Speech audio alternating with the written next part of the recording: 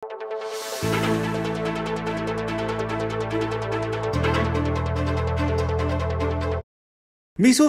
la ring pasyalan ang mikitemang Kapaskuhan keti probinsyang Kapampangan. Pero, in Christmas Park king Balening, Mexico, ating niyang bayong piaglon na iyakano akit king aliwapang lugar king mabilog a bangsa. Iniing outdoor synthetic ice skating rink aakit king Lakeshore. Natutuwa po kami kanya na launch namin today yung pinakabago po natin attraction sa Lakeshore, which is yung glide rink.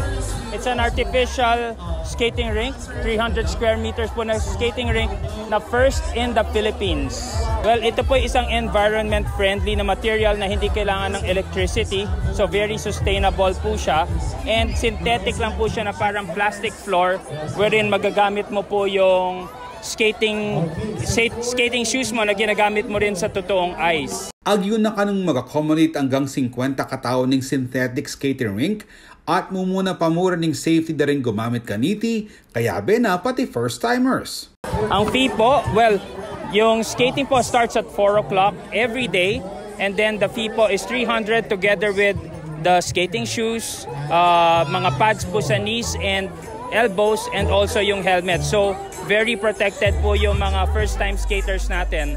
Meron din po tayong mga penguins and dolphins na guide para po may hawak kayo pag nagsaskate kayo kung hindi pa po kayo experienced na skater.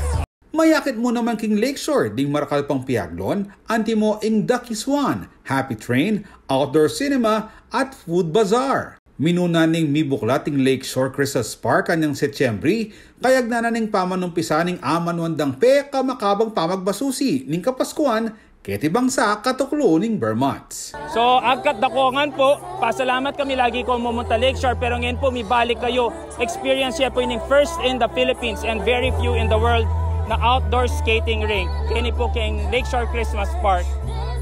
Ako yung kaya kayong talasuyuy, Jody Dizon Mercado, ating pusong makabalen.